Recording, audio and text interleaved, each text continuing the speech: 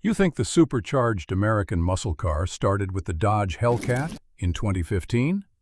Or maybe the Ford Shelby GT500? Or the Camaro ZL1? You're off by almost 50 years.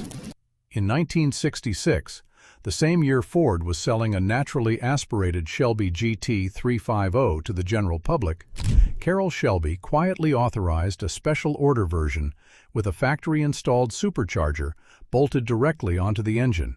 Not a dealer add-on, not an aftermarket kit some enthusiast bolted on in his garage. A genuine, factory-sanctioned option sold through Shelby's own operation decades before anyone in Detroit thought supercharging a muscle car was a mainstream idea worth pursuing. Only 11 were built. 9 are known to survive today. And the man who talked Shelby into building it wasn't even a Ford employee.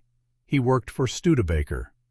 This is the 1966 Shelby GT350 Paxton, and it's the rarest muscle car with a factory supercharger ever produced. But to understand why this car happened at all, you need to understand a specific pitch meeting that could have gone very differently, and a car company nobody expected to be involved in Ford's most legendary muscle car story. The pitch from a company that wasn't even Ford.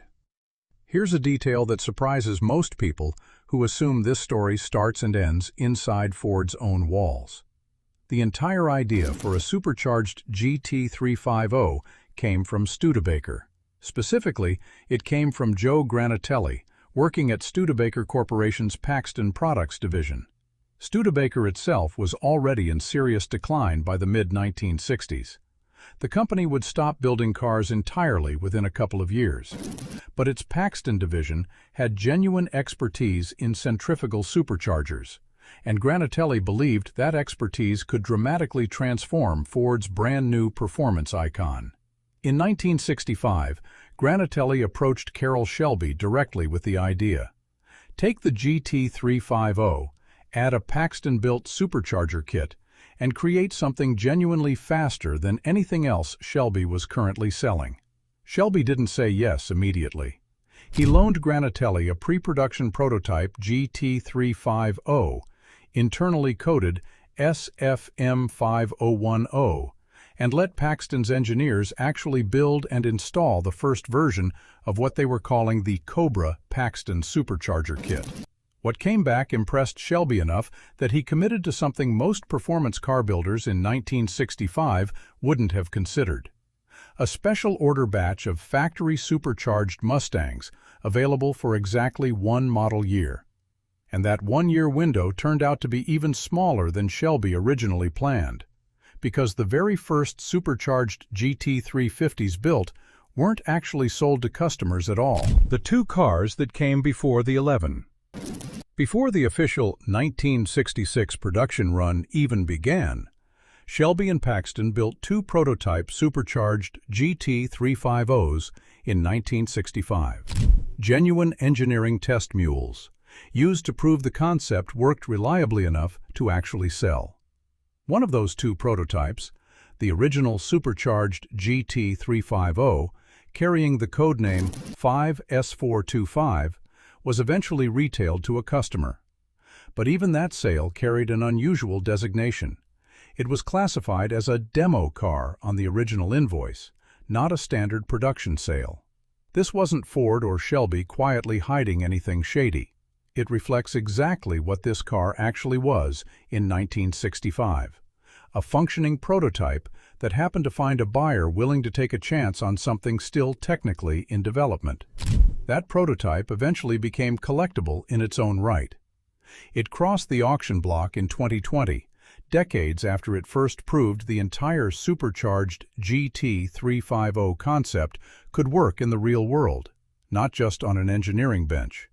Officially, though, actual production of the Paxton supercharged GT350 began in 1966, and just as quickly as it started, Shelby discontinued the option after that single model year.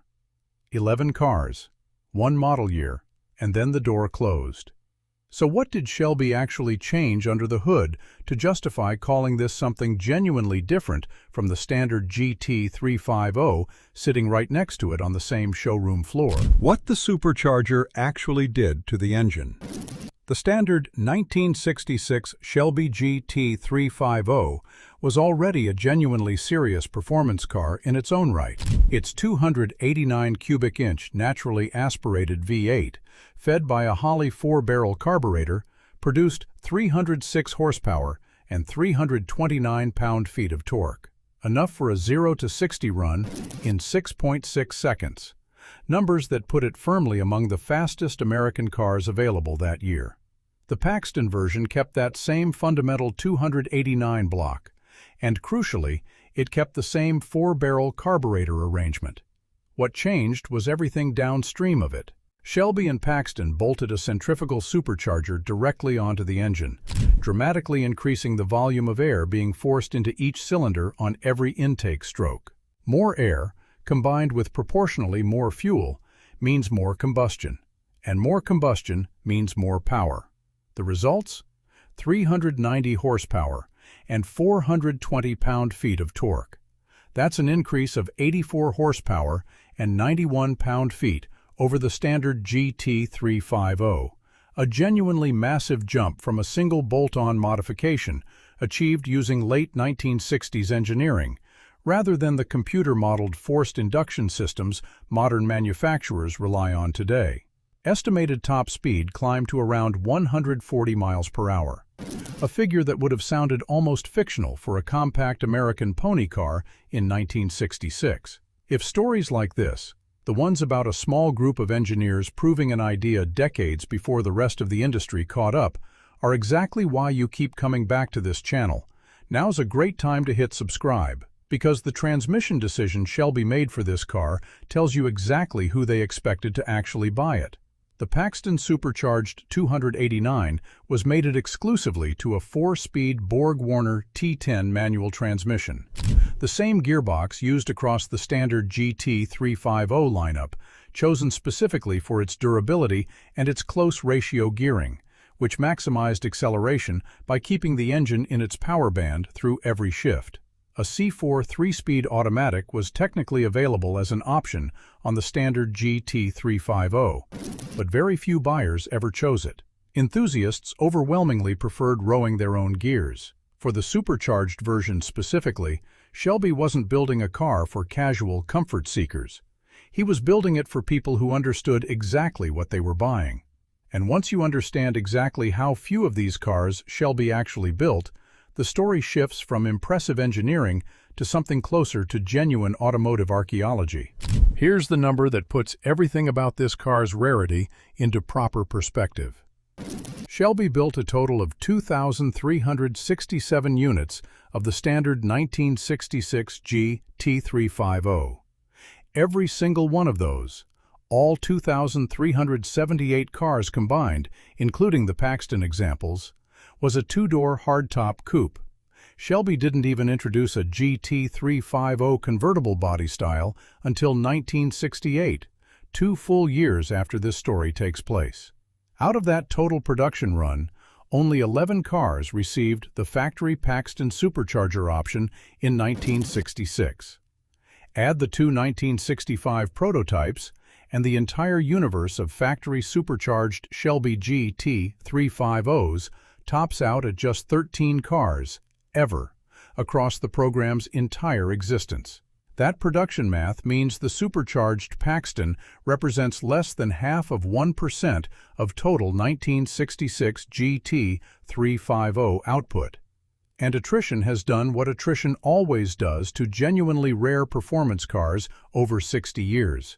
Accidents, neglect, engine swaps, cars simply lost to time. According to Mecum Auctions, only 9 examples of the original 11 1966 production Paxton cars are known to survive today. 9 cars. That's the entire confirmed population of factory-supercharged 1966 Shelby GT350s remaining anywhere in the world. For context, That's a smaller surviving population than most people would guess exists for any factory Shelby variant from the entire golden era. Genuinely rarer, in raw surviving numbers, than plenty of muscle cars that get far more mainstream attention and magazine coverage. And that scarcity has translated directly into a collector market reality that would have sounded absurd to the handful of buyers who actually wrote the check for one of these cars back in 1966. Why it's worth double the standard GT350.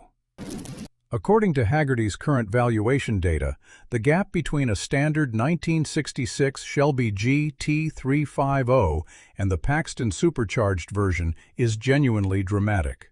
A standard GT350 in Concours condition, the best possible museum-quality state, carries a value of $306,000.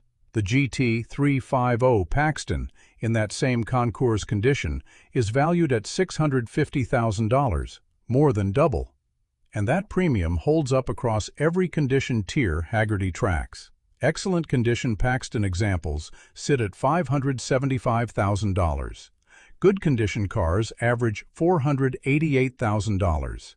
Even a Paxton in merely fair condition, genuinely rough, needing real restoration work, still carries a value of $349,000. That's actually higher than a standard GT350 in Concours condition. That's an extraordinary statement about how much the Supercharger and the story behind it actually matters to serious Shelby collectors. Why does the premium run this deep? Partly, it's the raw production math. 11 cars versus 2,367 is an enormous gap in scarcity terms. But it's also historical significance. Serious muscle car historians increasingly treat the GT350 Paxton as a genuine missing link in the story of American performance engineering. Proof that Detroit had access to forced induction technology and the willingness to sell it to the public decades before superchargers and turbochargers became a standard part of every serious performance car's spec sheet. For collectors of classic and muscle cars, the 1966 Shelby GT350 Paxton has become what many consider the crown jewel of the entire Shelby lineup. Not because it's the most powerful Shelby ever built in absolute terms, but because it represents something genuinely unrepeatable. A specific moment when a tiny outside company convinced Carroll Shelby himself to try something nobody else in Detroit was doing yet. And that unrepeatable moment left a legacy that stretches all the way to the supercharged muscle cars sitting in dealerships today. A connection most modern buyers have absolutely no idea exists. The 50-year line from Paxton to the Hellcat. Here's the part of this story that genuinely reframes how you should think about modern supercharged muscle cars. The 1966 Shelby GT350 Paxton wasn't a footnote or a curiosity that faded into obscurity without leaving a mark. It was, in a very real sense, a precursor to an entire category of performance car that wouldn't become mainstream for decades. The Ford Mustang SVT Cobra eventually adopted factory supercharging in later years, chasing exactly the kind of forced induction power gains Shelby and Paxton had proven were possible back in 1966. The Dodge Challenger and Charger Hellcat, launched in 2015, turned factory supercharged muscle cars into a genuine cultural phenomenon. More than 700 horsepower. Viral burnout videos. A car that redefined what buyers expected a factory muscle car to be capable of. The Chevrolet Camaro ZL1 followed the same forced induction playbook. Every one of those modern cars is, in engineering philosophy, if not direct lineage, walking a path the GT350 Paxton cut first. Take a proven, naturally aspirated performance platform, bolt-on forced induction, transform the car's entire performance character without fundamentally re-engineering the block underneath it. That formula, which feels obvious and inevitable looking at today's muscle car market, was genuinely radical when Joe Granatelli first pitched it to Carroll Shelby in 1965. It was decades ahead of its time. The difference is scale and marketing. Dodge built tens of thousands of Hellcats and turned the concept into a headline-grabbing cultural moment. Shelby built just 11 Paxton cars, and almost nobody outside serious collector circles ever heard the story. Same fundamental idea, completely different level of public awareness. Which is exactly why most muscle car fans today would guess the supercharged muscle car started with a 2015 Dodge, not a 1966 Shelby. Which brings this whole story back to the number that should genuinely surprise anyone who assumed factory forced induction was a recent invention. 11 cars, 9 survivors.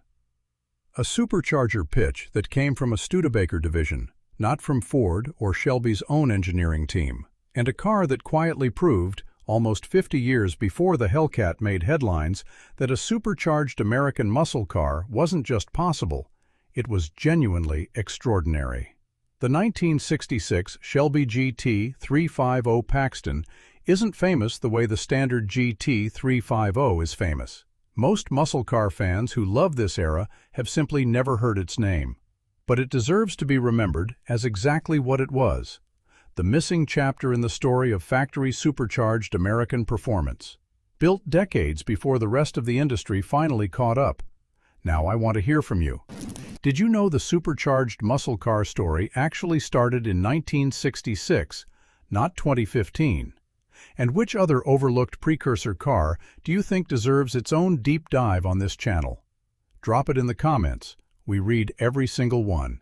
If this surprised you, or if it brought back a memory of the Shelby era, hit like.